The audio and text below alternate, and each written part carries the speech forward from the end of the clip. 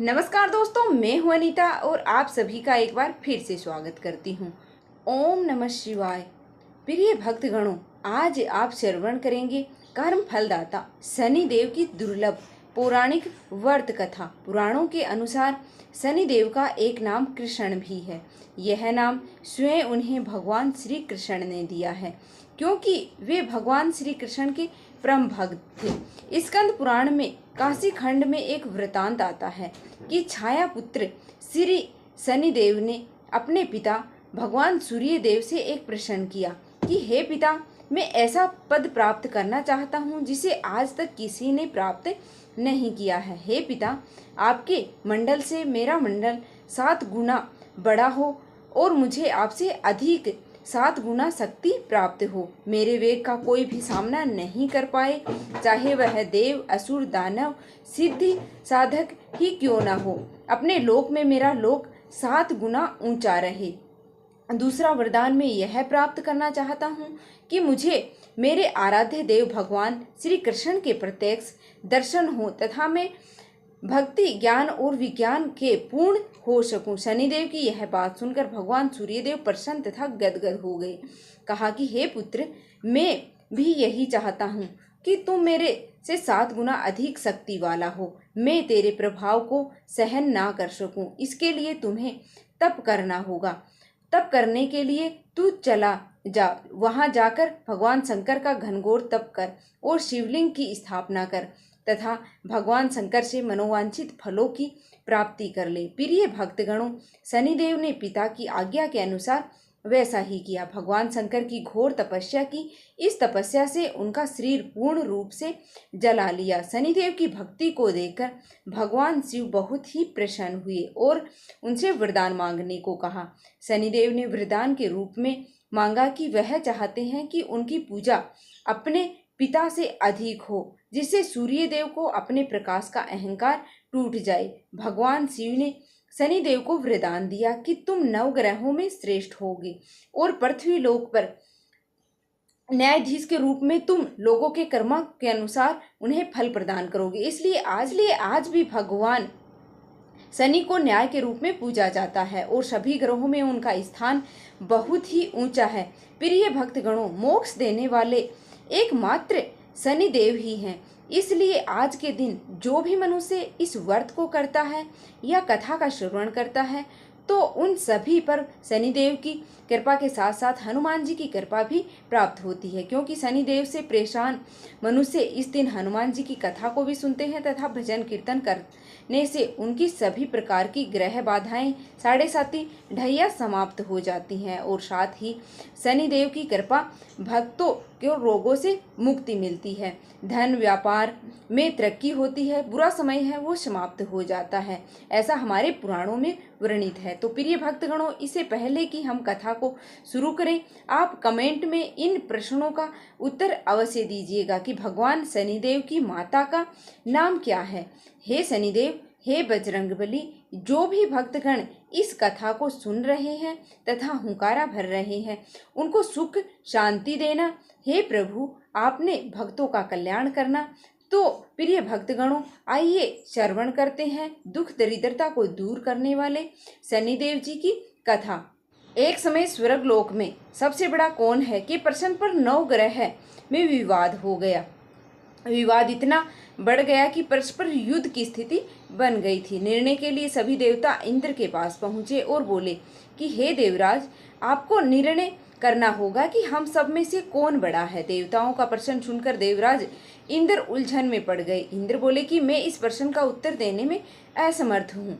हम सभी पृथ्वी लोक के उज्जनीय नगरी में राजा विक्रमादित्य के पास चलते हैं। देवराज इंद्र सहित सभी 9 ग्रह हैं उज्जैनी नगरी में पहुंच गए। महल में पहुंचकर जब देवताओं ने उनके सामने प्रश्न पूछा तो राजा विक्रमादित्य भी कुछ देर के लिए परेशान हो उठे, क्योंकि सभी देवता अपनी अपनी शक्तियों के कारण महान थे। किसी को छोटा या बड़ा कह देने से उनके क्रोध के प्रकोप से भयंकर हानि पहुंच सकती थी। अचानक राजा विक्रमादित्य को एक उपाय सूझा। उन्होंने विभिन्न धातुओं, स्वर्ण, चांदी, कांसा, तांबा, सीसा, रजत, जस्ता, अब्रक व लोहे के 9 आसन बनाए। धातुओं के गुणों के अनुसार उन्हें आसनों को एक दूसरे के पीछे रखवाकर उन्हें देवताओं को अपने अपने सिंहासन पर बैठने को कह दिया। और देवताओं को बैठने के बाद राजा विक्रमादित्य ने कहा कि आपका निर्णय तो स्वयं हो गया है, जो सबसे पहले सिंहासन पर विराजमान है वही सबसे बड़ा है।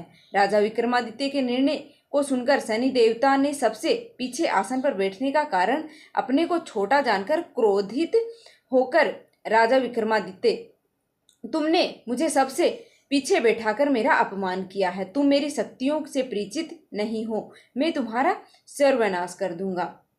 उसके बाद शनिदेव ने कहा कि सूर्य एक राशि पर 1 महीने रहते हैं, चंद्रमा 2.25 दिन और मंगल 1.5 महीने, बुध और शुक्र 1 महीने, बृहस्पति 13 महीने रहते हैं, लेकिन मैं किसी राशि पर 7.5 वर्ष तक 7.5 मतलब रहता हूँ। बड़े बड़े देवताओं ने मेरे प्रकोप से पीड़ित किया है, मैंने अपने प्रकोप से उनको पीड़ित किया है। राम को 7.5 के कारण ही वन में जाकर रहना पड़ा और रावण को 7.5 के कारण ही युद्ध में मृत्यु का शिकार बनना पड़ा है। राजा, अब तू भी मेरे प्रकोप से नहीं बच पाओगे। इसके बाद अन्य ग्रहों ने देवताओं को प्रसन्नता के साथ चले गए, परंतु शनिदेव बड़े ही क्रोध से वहां से विदा हुए। राजा विक्रमादित्य पहले की तरह न्याय करते रहे। उसके राज्य में सभी स्त्री पुरुष आनंद से जीवन यापन कर रहे थे। कुछ दिन बीत गए, उधर शनि देवता अपने अपमान को भूल नहीं पा रहे थे। विक्रमादित्य से बदला लेने के लिए एक दिन शनिदेव ने घोड़े के व्यापारी का रूप धारण किया और बहुत से घोड़ों पर उज्जैनीय नगरी पहुंचे। राजा विक्रमादित्य ने राज्य में किसी घोड़े के व्यापारी का आने का समाचार सुना तो उन्होंने अश्वपाल को कुछ घोड़े खरीदने के लिए भेजा। घोड़े बहुत कीमती थे। अश्वपाल ने जब वापस लौटकर इस संबंध में बताया तो राजा विक्रमादित्य स्वयं आकर एक सुंदर एवं शक्तिशाली घोड़े को पसंद किया। घोड़े की चाल देखने के लिए राजा उस घोड़े पर सवार हुए। वह घोड़ा बिजली की गति से दौड़ रहा था, मतलब बहुत तेज दौड़ रहा था। तेजी से दौड़ता हुआ घोड़ा राजा को दूर जंगल में ले गया, फिर राजा को वहां गिराकर जंगल में कहीं गायब हो गया। राजा अपने नगर को लौटने के लिए भटकने लगा, लेकिन उन्हें लौटने का कोई भी रास्ता नहीं मिला। राजा भूख प्यास से परेशान हो गया। वह बहुत घूमने के बाद एक चरवाहा मतलब जो गाय भैंसों को चराता है, चरवाहा मिला। राजा ने उसे पानी मांगा। पानी पीकर राजा उस चरवाहे को अपनी अंगूठी दे दी और फिर उसे रास्ता पूछकर जंगल से निकलकर पास के नगर में पहुंच गया। राजा ने एक सेठ की दुकान पर बैठकर कुछ देर आराम किया। उस सेठ ने राजा से बातचीत की तो राजा ने उसे बताया कि उज्जैनी नगरी से आया हूँ। राजा के कुछ देर दुकान पर बैठने से सेठ जी की बहुत ही बिक्री हुई। सेठ ने राजा को बहुत ही भाग्यवान समझा और खुश होकर अपने घर भोजन के लिए ले गया।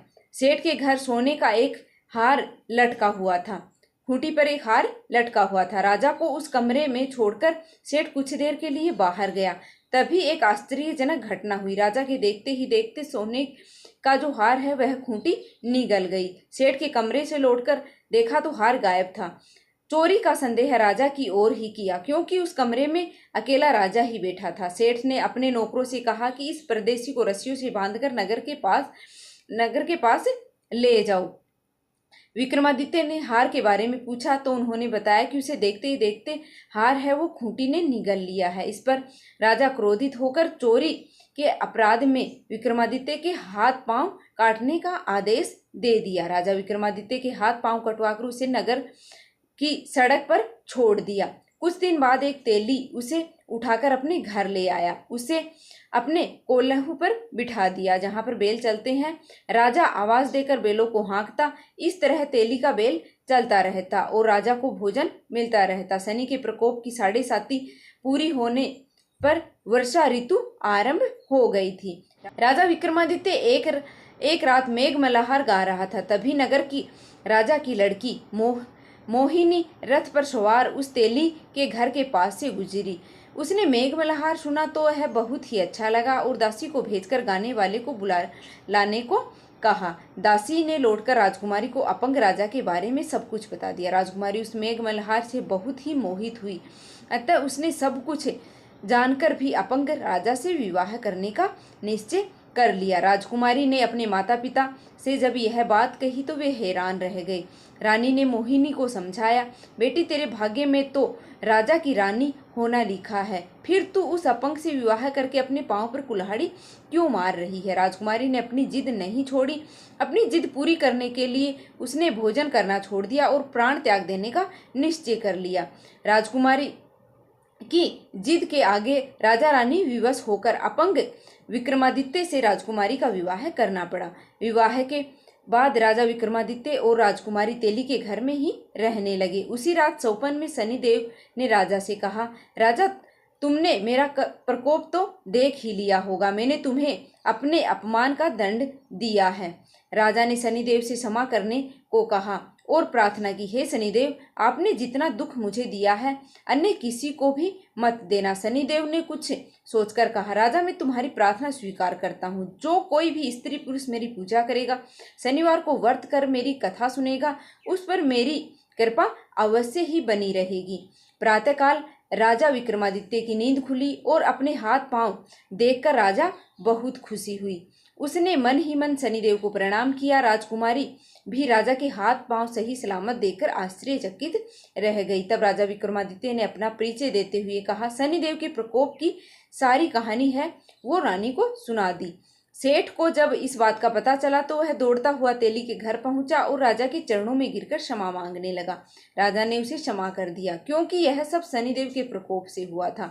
सेठ राजा को अपने घर ले गया और उसे भोजन कराया। भोजन करते समय एक आश्चर्यजनक घटना घटी जिससे सब देखते ही देखते उस खूंटी ने हार है वो उगल दिया। सेठ जी ने अपनी बेटी का विवाह भी राजा के साथ कर दिया और स्वर्ण आभूषण देकर, धन आदि देकर राजा को विदा किया।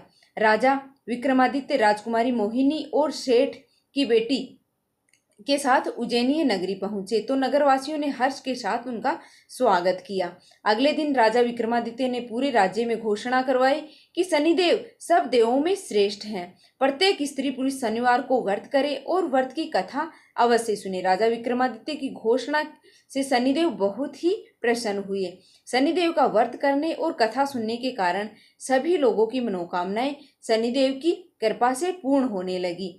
सभी लोग आनंद पूर्वक रहने लगे। बोलिए शनिदेव महाराज की जय। सर्व देवी देवताओं की जय। बोलिए माता लक्ष्मी भगवान विष्णु की जय। बोलिए शनिदेव की जय।